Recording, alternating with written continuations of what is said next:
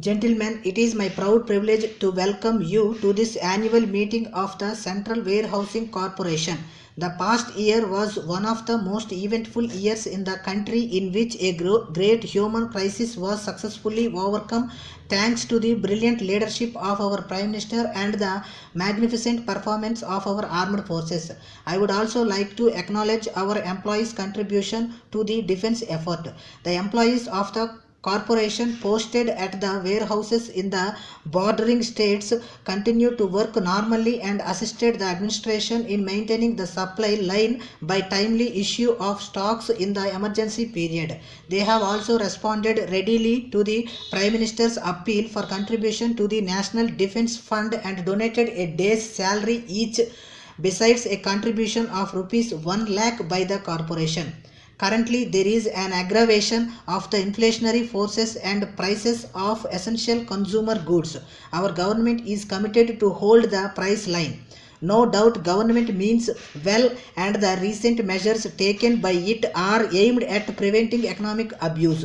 The warehousing corporations can play an important and useful role in assisting the government in achieving this objective.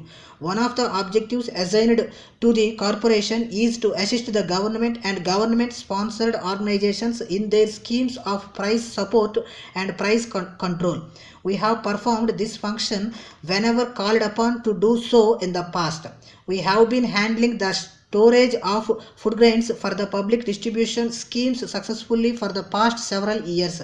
In a situation as manifesting now, the public distribution system has assumed a special importance. It has to be used as a tool for maintaining the price line of essential commodities. The government can utilize the infrastructure developed by the central and state warehousing corporations and can tackle the problems successfully with its existing machinery. The central and state warehouses can serve the nation as ideal storehouses so that stocks of essential commodities can be made available in proper condition for public distribution system. The utilization of the warehouse for storage needs of the public distribution system has yet another advantage. The stocks are exposed to public eye, which generates a confidence in the consuming public. The public can be sure of the availability of their requirement, its quality and nutritive value. I am happy to point out that the Government of India, in recognition of the usual work being done by the corporation, have advised the state civil supplies departments to avail of our storage facilities for distribution of essential commodities. Coming to our performance, the corporation has made a gross profit of over rupees 1 crore during the year. This is better than the profit made in any previous years.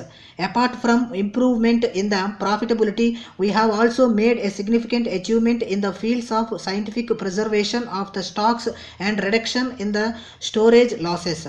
By minimizing the storage losses, the corporation has made a saving to the nation to the extent of about rupees 8 crores, which is an indirect addition to the total national wealth. The efforts made by the corporation in the earlier years to enter into new fields were intensified during the year.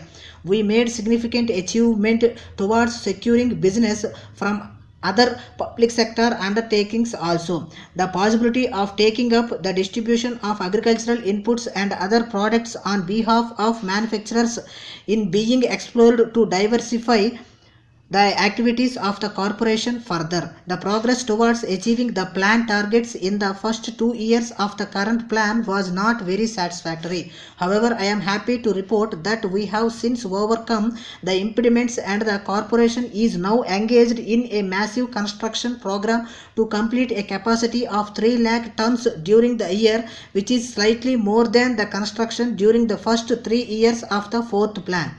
We have already completed the construction of a capacity of nearly 1 lakh tons during the first quarter of the current year. I would also like to dwell briefly on the difficulties that beset the general warehousing business of the corporation. The deposits by the producers, traders and cooperatives in the warehouses have been declining mainly due to credit curbs imposed by the Reserve Bank of India on advances against the pledge of food grains, pulses, oil seeds, etc. and the state trading in food grains. We have been making persistent efforts to secure relaxations in the credit policy of the Reserve Bank with an active support of the Department of Food. The Reserve Bank has recently granted certain relaxations for advances against warehouse receipts, which may encourage the private depositors to make larger use of our facilities. We have also had 2 rounds of discussions with the representatives of the banking industry to evolve procedure whereby the grant of advances against warehouse receipts may be simplified. I am sure with the cooperation of the banking institutions, the difficulties would be overcome and the private depositors would benefit from the relaxations in the credit curbs by using our facilities. While engaging ourselves in the development of the corporation, we have not lost sight of the interest of the employees, which has been uppermost in our mind. We have tried to meet the legitimate demands of our employees within the framework of the government policies and have taken steps towards their betterment. The industrial peace has been generally maintained. We have introduced a group insurance scheme for all regular employees, which is being financed entirely by the corporation. The employees engaged in technical operations are now required to undergo a compulsory medical checkup annually at the cost of the corporation. We have also decided to set apart a sum of rupees 1 lakh annually for other staff welfare measures such as scholarships for bright children of junior staff, holiday homes, work centers to enable employees' wives to augment their income in leisure time, etc. Before I conclude, I would like to thank my colleagues for the valuable contribution made by them in directing the affairs of the corporation. My sincere thanks are also due to all the employees of the corporation for their cooperation, initiative and devotion to duty, but for which the corporation could not have achieved such magnificent results.